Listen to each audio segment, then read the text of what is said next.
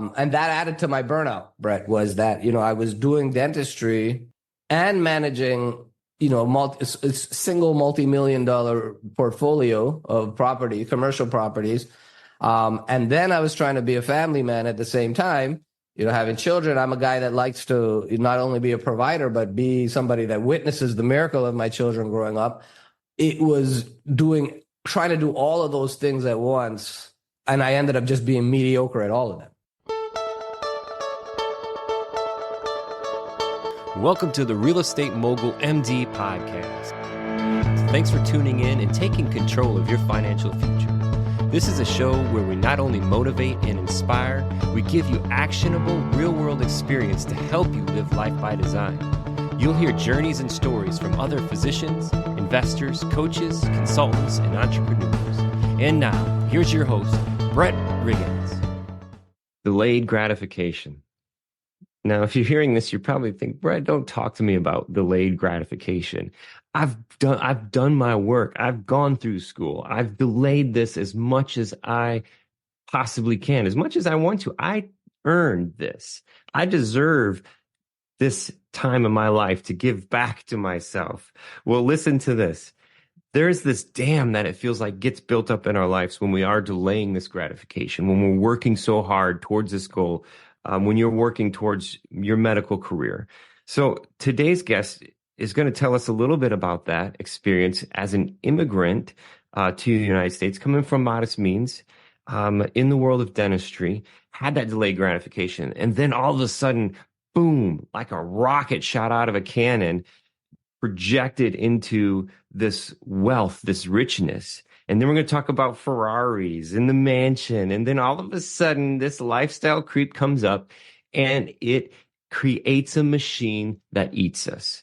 We're no longer able to enjoy this because we're working because we have to. We're working, creating this income that's just enough to now pay our bills. How do we get out of this? How do we avoid this? Can we keep from getting into it? What happens if you're there? What can we do? How can we use real estate to make this jump? Today's guest talks about that journey as just adding to the real estate, knew it was a good idea, started buying here and there, but not being focused, not being able to efficiently look at each bucket or each glass of time in his life. And how can we be more efficient so that we can be a good doctor, a good dentist? How can we be a good father, a good mother, a good husband, a good wife? How can we do this? Still practice medicine, still invest in real estate. How do we do this? Today is that conversation. Everybody, please welcome Dr. Johnny Walker to the show. All right. Man, I'm ready. We've worked at this one for a couple different times here, and our schedule is finally worked up. And everything worked out. I'm excited. Well, without further ado, Johnny, how's it going, man? How's it going, Brad? Thank you so much for having me. I'm excited to be here today. Awesome. And it's just one of these things where the first time I think our profiles or our teams kind of connected, and I saw Dr. Johnny Walker, and I'm like, what? Come on. I love that name. Like, is that the red or the black label? I don't know, but this is so cool. And at first it's kind of like, all right, what is this? Who is this guy? But the more I looked into you and then our paths kind of crossed on these different platforms, it was awesome to learn about you and your background, your medical background as well, too. So let's let the listeners know just a little bit about you and your journey in your professional career up to this point, and then we'll get into real estate. Sure.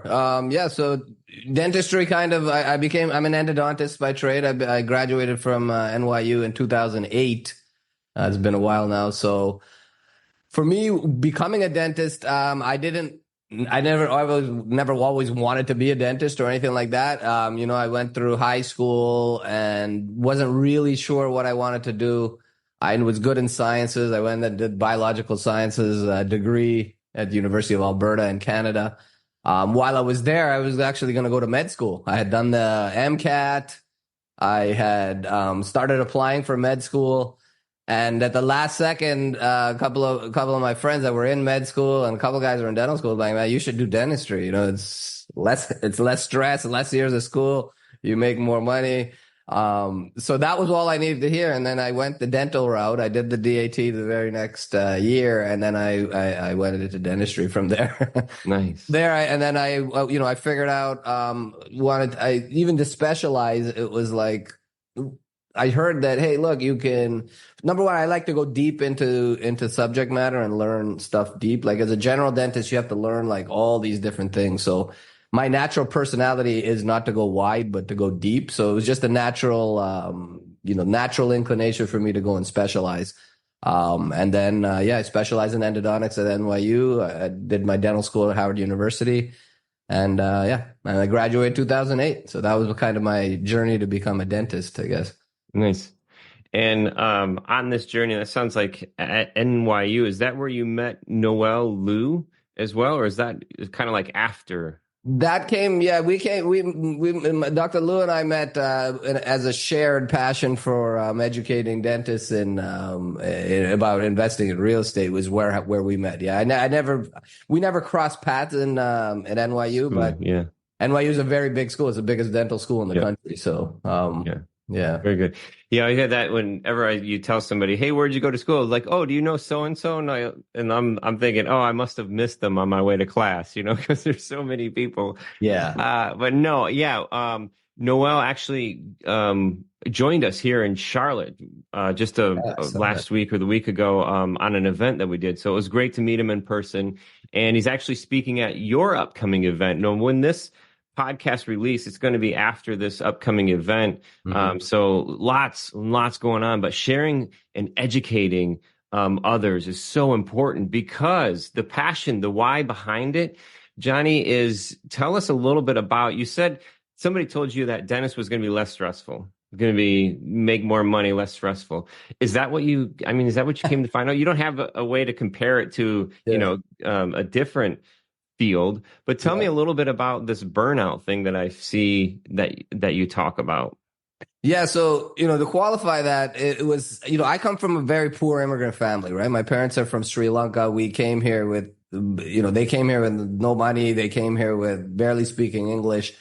And so for us in Asian people, Asian communities, they push you to do your homework and to study and to become either a doctor or a lawyer or something, or a dentist, right? And the reason that poor Asian parents push you to these type of things, because they know that that's a profession that it's an esteemed profession.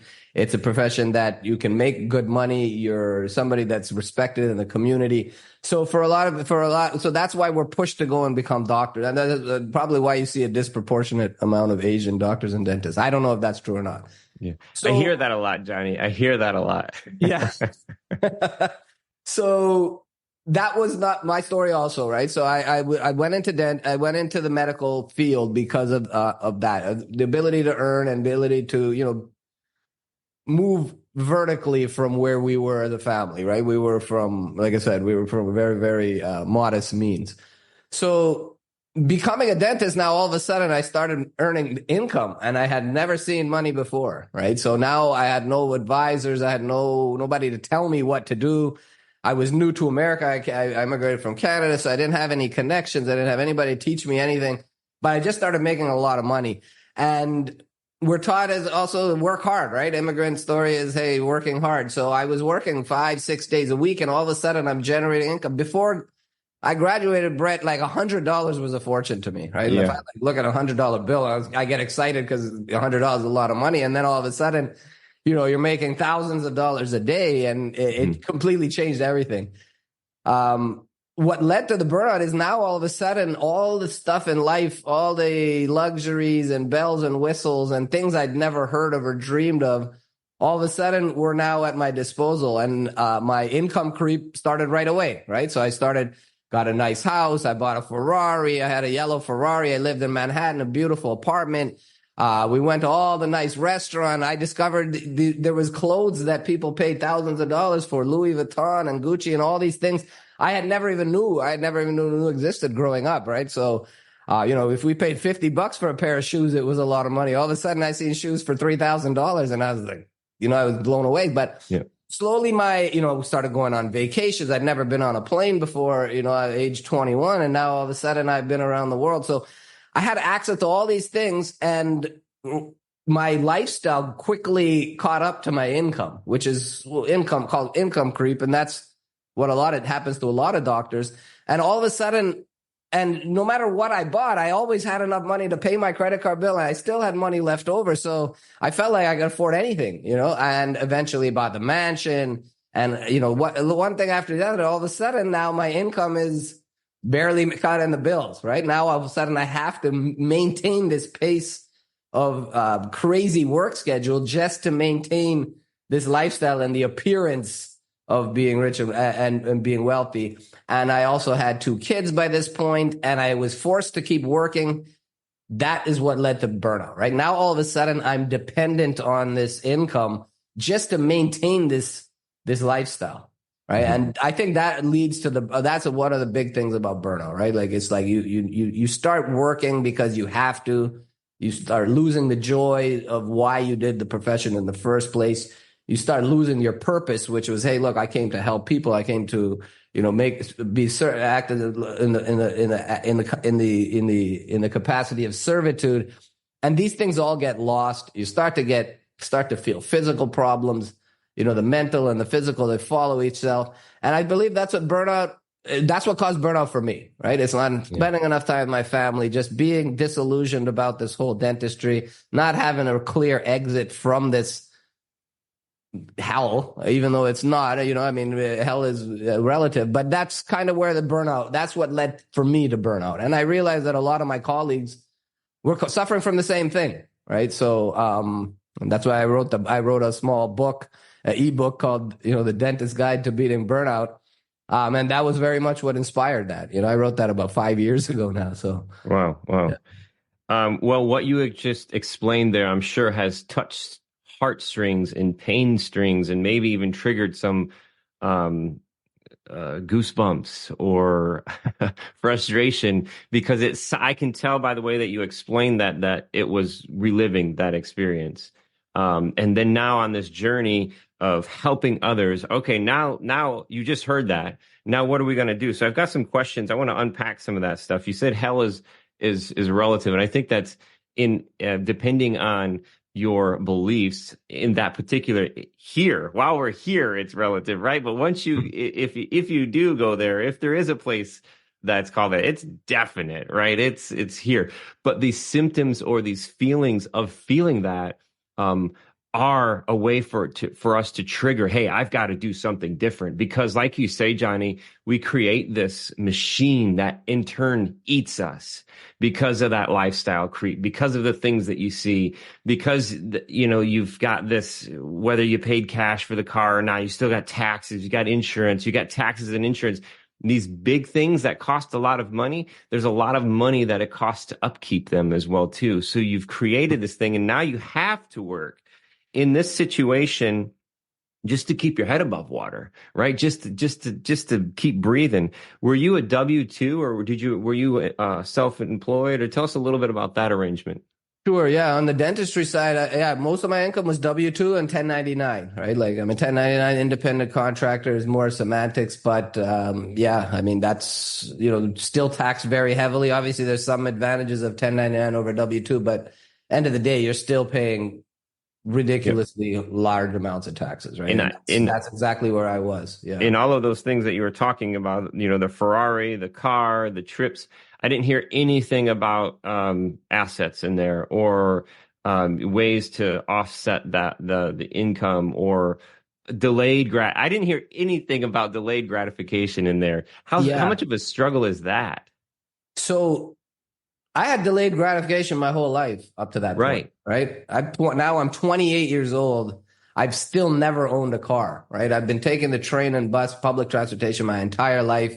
I see my other people I went to high school with graduating, they have kids, they have a BMW, they have a nice house, and I'm still eating, getting these microwave dinners, and like I'm still like struggling. I don't have nice new clothes. Like I delayed I said I delayed gratification till I was 29 years old. I didn't own my first car until I was 29 years old, Wow. So I felt I had to delay gratification all this time. But, if had I had some mentorship and had some, guidance, I would have done things a lot differently. I did have the foresight to save 20% of every dollar I made, right? In hindsight, because all of a sudden my income, I should have been saving 70 or 80% of my money, and I could have very much increased my lifestyle and still lived off of 20% of my money, right, compared to what I was living. So I did save, like I said, 20%, and I started learning about, introduced to real estate investing while I was in dental school. My father started having modest success in real estate in his late 60s. In his 60s, he's a serial entrepreneur that tried and failed at many, many businesses. And then real estate, he started getting some traction. He started finally making some money, and that was in his late 60s while we were in dental school. And that's when he's like, hey, you guys got to get into real estate. He started telling us that while we're in dental school. I read my first book about real estate in the third-year dental school, which is called Creating Wealth by Robert Allen. And I was just completely, like this equity and income and leverage and this world I'd never heard of. I was like, listen, this is where I'm going to make my mark in this world, is real estate. I knew that from then. So I did start saving 20% of my money for every dollar so I can, hey, look, I'm going to start investing in real estate. So I did start investing in real estate, right? So 2008, I graduated. 2009, I bought my first property. I did well on that one. But the thing is, I didn't have any strategy. I started buying property after property, started making some mistakes, had some good investments, had some bad investments. So I did have assets. They weren't performing the greatest. I was still building, wealth and equity, and I was learning the management of real estate. But yeah, correct. Early on, I was buying some assets, but not nearly enough, and not in the right things. I wasn't investing in the right things. They were active investments. And as I just kept buying more and more active investments, like, you can't manage them properly, especially if you're a full-time dentist. And then I got married, had 2 children. So I did start building assets, but it was mixed. It was a mixed bag. Some of them I did well, some of them I didn't.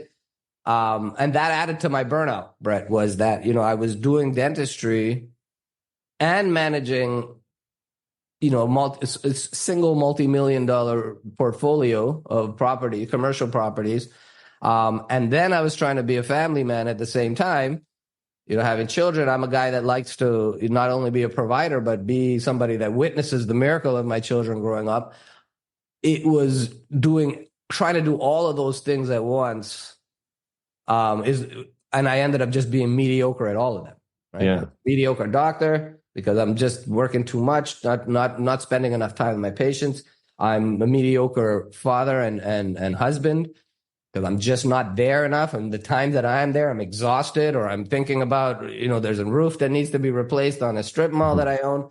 And then as a landlord, as a real estate investor, I was also mediocre. I didn't have time to optimize incomes, create efficiencies in expenses. It was, doing things to drive business plans, to drive wealth in real estate. Those are things I just didn't have the time or the bandwidth to do. Yeah, Johnny 1.0, the beginner guy for the first 10 years, for probably first 8 to 9 years after graduating, I did try to build assets, but like I said, it was a mixed bag.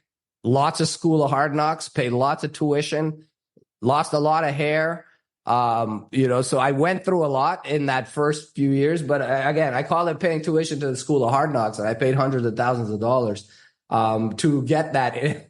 To get this education, right, the hard way. But that was the springboard to Johnny 2.0. And then, I guess we'll get into that a little bit later here. Yeah. But yeah, so the point is, so assets, not in any meaningful way, not in a strategic way, didn't have the overall goal and didn't have a strategy. I was just trying to buy one piece after the other, one real estate. And then, hey, I'm just going to keep buying one each year.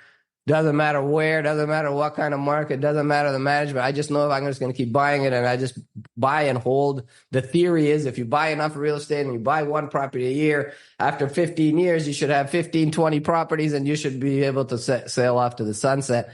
And I found out very quickly that the way that I was doing it wasn't going to do that for me. Right. So, yeah. That attention, like if you had your time in a cup and you're trying to pour that time into each one of those things, and what you said there, Johnny, was I mean, it's moving, because if you try to divide your attention like that and these things, you become mediocre at all of those things instead of being intentional and optimizing. And that comes down to even being a father, being a husband, and being a leader. And, it's just as an entrepreneur. So there's so much to that.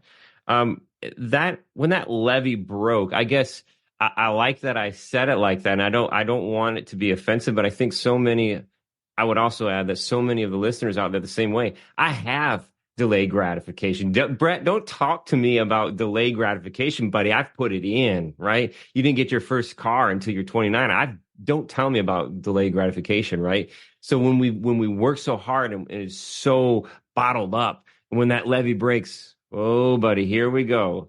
I can hear the Ferrari starting right now, so it's like, how can we temper this so we can maintain that mindset, because that's so crucial rolling into it.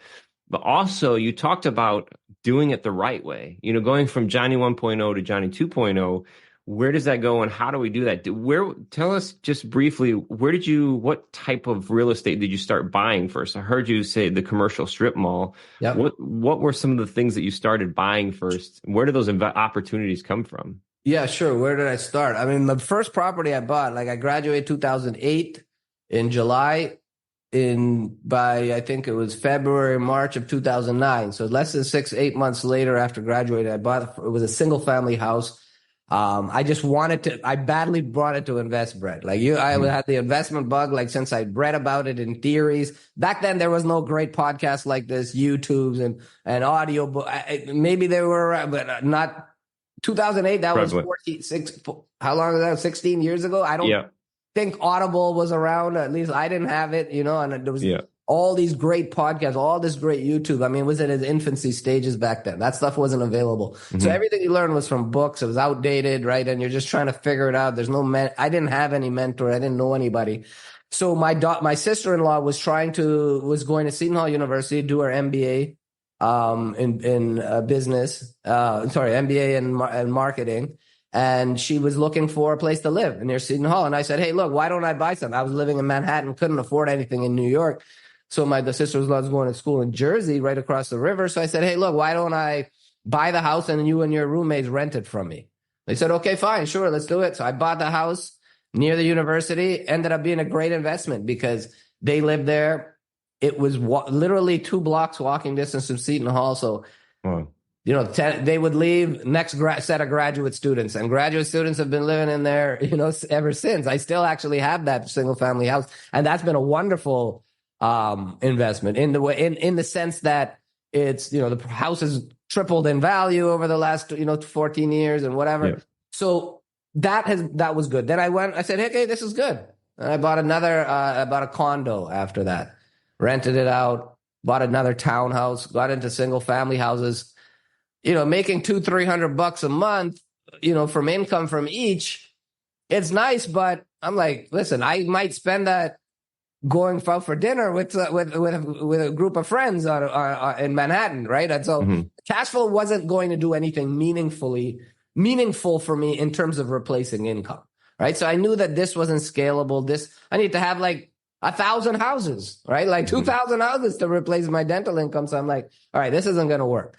So that's when I started looking towards commercial real estate. And at that time, the word passive income wasn't jargon like it is now, but I was looking for passive income. I was looking for income that I didn't have to go and do too much work. So the first thing, my dad was like, hey, you should look for parking lots, right? Parking lots, you don't have to do anything. You hire somebody to go collect the money and that's all you got to do. Okay, that sounds good. So I went and found a parking lot and I bought a small parking lot.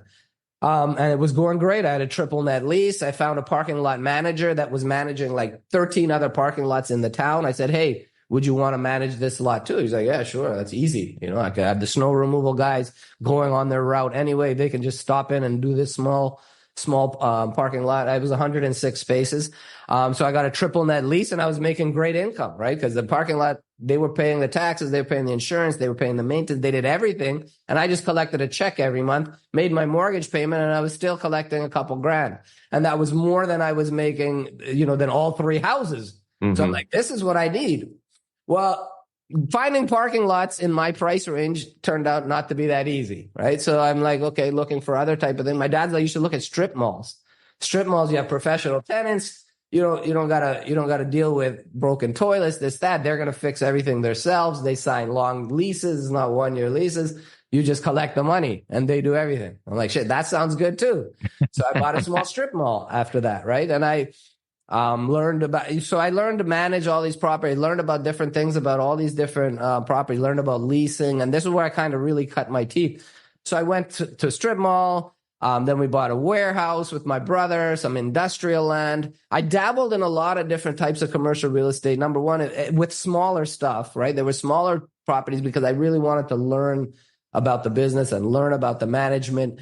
And so I dabbled in a lot of different verticals in commercial real estate just so I could figure out which is the best one, which is going to be my niche strategy. So yeah, that's kind of how I got started, right? So I just started buying one after the other, and just year after year, we just kept buying one more. Then my wife she's a dentist also. We bought her dental practice. And we bought the building, with that practice. It was a small mixed use building with a couple of apartments upstairs and then a dental office downstairs. So like that, we just kept adding one after the other, and like I said, there was no real strategy in place. It was just, hey, just a shotgun approach. Like whenever there's a chance that just shows up in our lap, then I'm going to go for it, So like that's kind of how I got started, Yeah. And, man, it sounds like, Dad was the YouTube 1.0. He was the one. Hey, Johnny, man, you got to check this out. Yeah. That's awesome. Yeah. Hey, and then as I'm hearing you do this, even kind of like doing a little bit, going from single family parking lot, strip mall, and we're going to talk probably about multifamily here in a second. Mm-hmm. In this journey, the tax piece of that, have you felt any benefits from the tax piece, even in the 1.0 version? Yeah, so there are some benefits, right? Like you get to depreciation. The income is tax advantage dollars, so it didn't add to any income that I got from the real estate didn't add to my bottom line, right? Like in terms of taxable income. So there were some small advantages, I would say.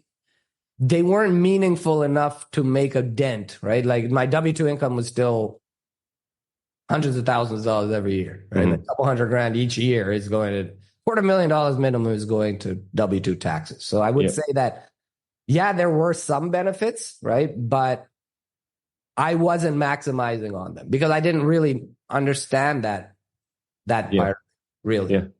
So, so I didn't optimize like I could have and should have really. And we see this a lot. And it's because, when you go into medicine, that there's so much of your time goes into that. So we see doctors married to doctors, dentists married to dentists.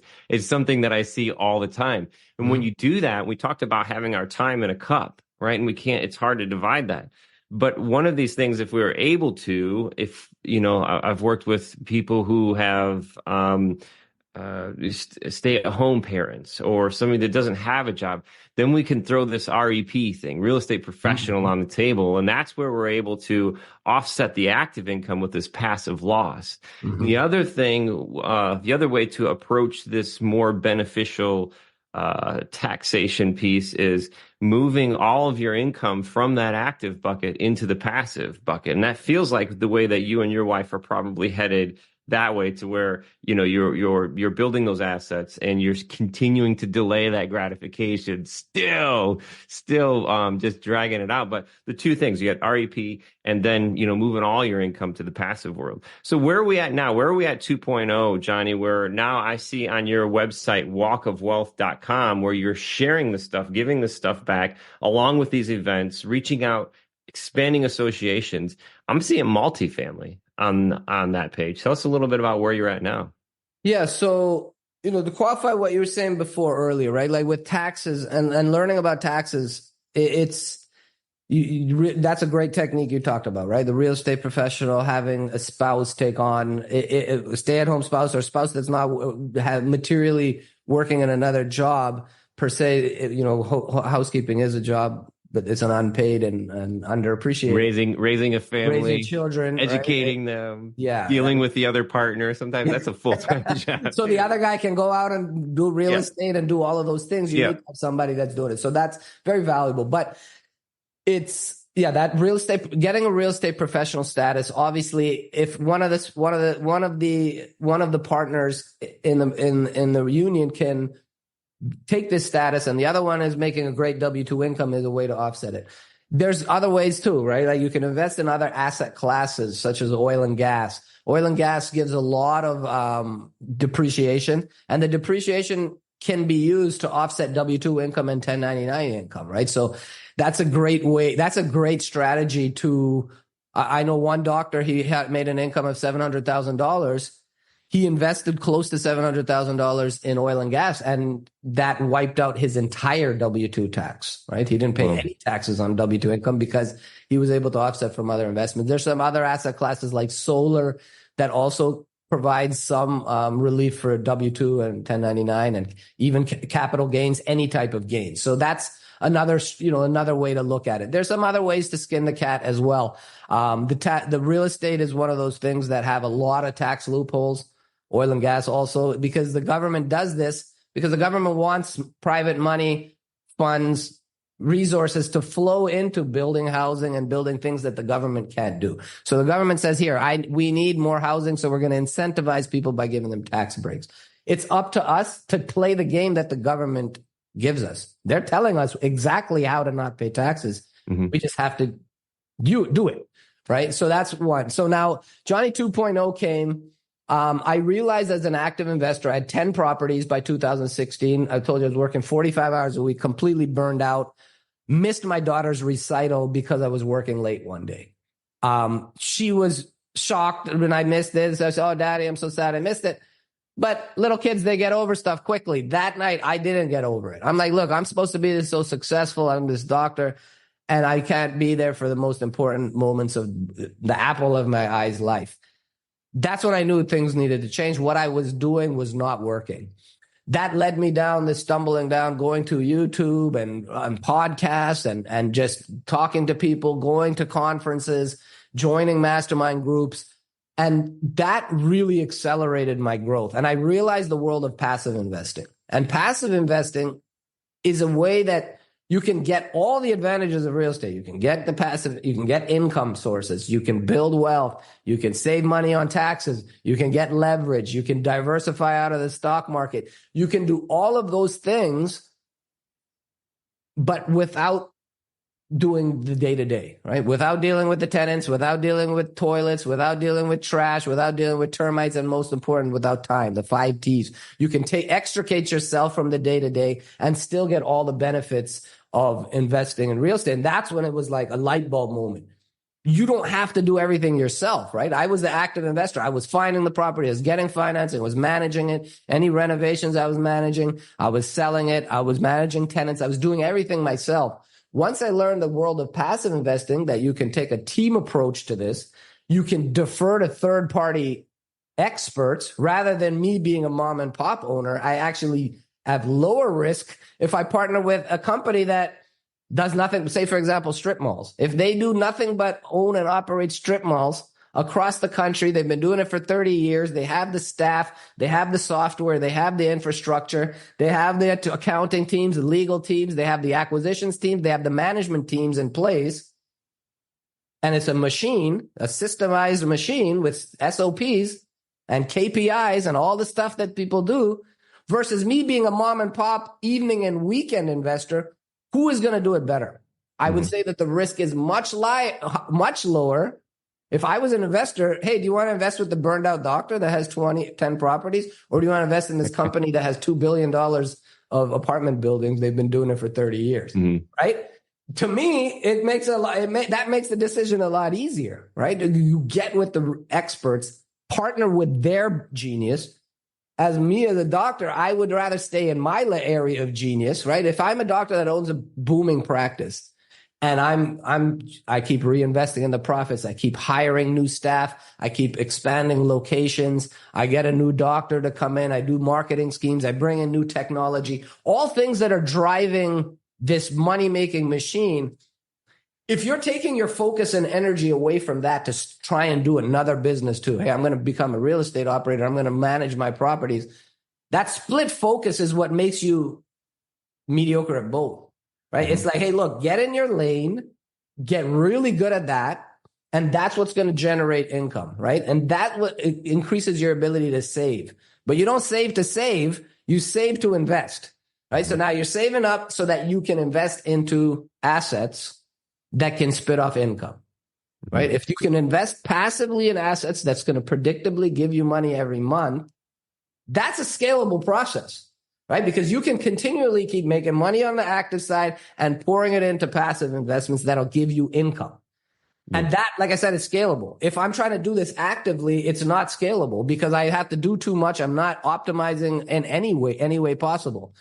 In this way, if you find great investments that can give you income and you invest in something like that year after year after year, it doesn't take long due to the laws of compounding to become very wealthy and to get to develop a significant source of income that helps you manage your monthly expenses or ideally even exceeds your monthly expenses, right? When your income from assets can supplement or exceed the expenses that it takes to drive your life, that's when you now have the key to make dentistry optional, right? And that's what I call being a doctor not for money.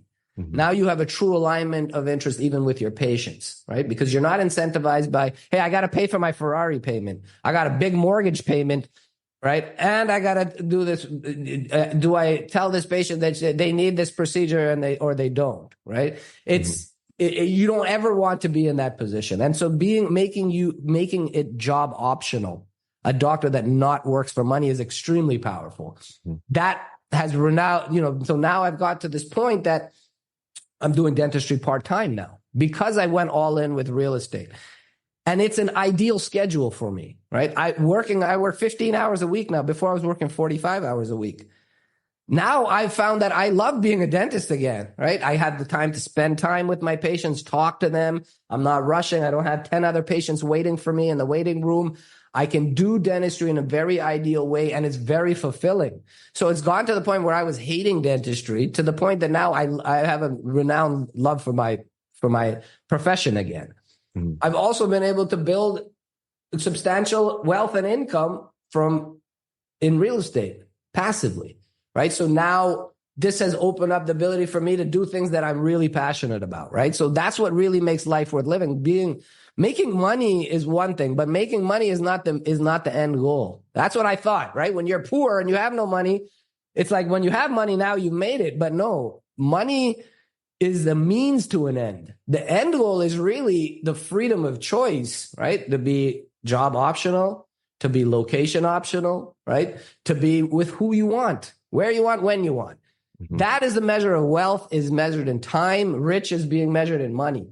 Right. So the goal, but money and income is what gets you to that freedom to choose. Right. So you have to learn to invest in the right ways and the right things and have the right strategy. That's going to lead you to what your eventual goal is. Now, even that being free, the freedom isn't the end goal either. Right. Because if I'm 45 years old and and I'm retired and I have enough money, I don't want to go and sip margaritas on a beach for the rest of my life because I do that for a week and I'm bored.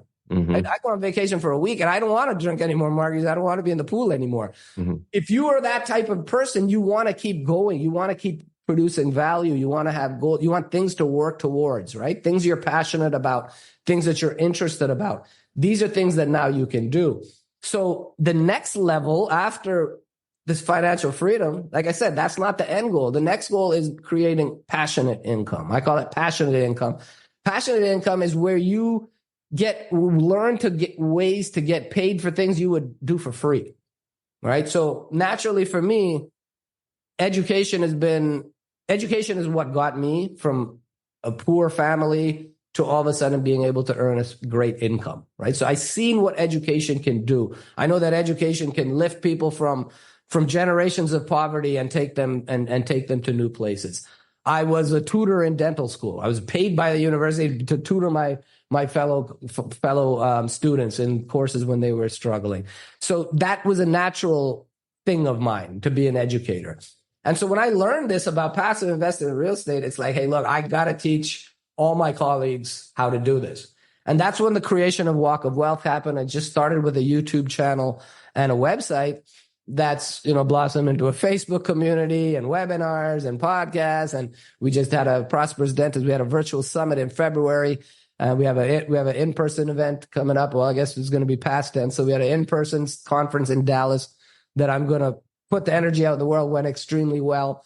So it's expanded, and our message is getting out there, and I'm very happy with what we've been able to accomplish. We've helped over 100 dentists within just Walk of Wealth, right? Start investing and building and just teaching people how to do this stuff, because we're not taught this stuff anywhere else, right? Mm-hmm. We're not taught anywhere. We're just taught how to, in our professional training, what to do with money. It's just you kind of have to hope you run into the right people, or you just have the mentors in place already. But it's for people like me that just starting out that didn't have anybody, who don't know where to turn, didn't know what to do. It's like, this is the guy I want to talk to 15 years ago. So I'm just trying to be that for other people and show people the education, how to do it, as well as, investment opportunities. So we've now created a fund. I have a fund now that's customizable. We've created a customizable fund where doctors can go into our fund and pick and choose which investments they want to and which ones they don't want to participate in. We now have incredible deal flow. I'm part of a group of fund managers. So we have tons of people. Like, we don't go out looking for deals. The deals come to us.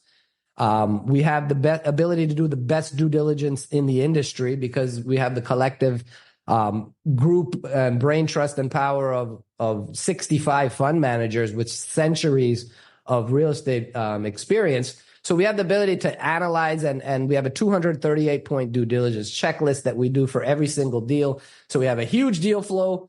We have the ability to do the top level due diligence and underwrite the deals ourselves. And this allows us to cherry pick only the very best opportunities. And I can very, confidently say, hey, look, this is a deal that has passed our stress tests and our due diligence. And here's a really good opportunity that we feel really good about.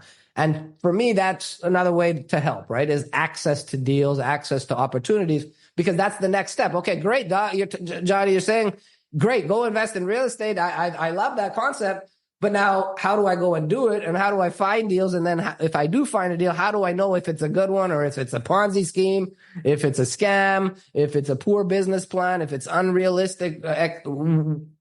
So we're trying to provide that too for our people, right? For our community. Mm. So, that's kind of where we landed at now, so we've done about $400 million of real estate transactions over the last 5 years. We have over 100 doctor investors.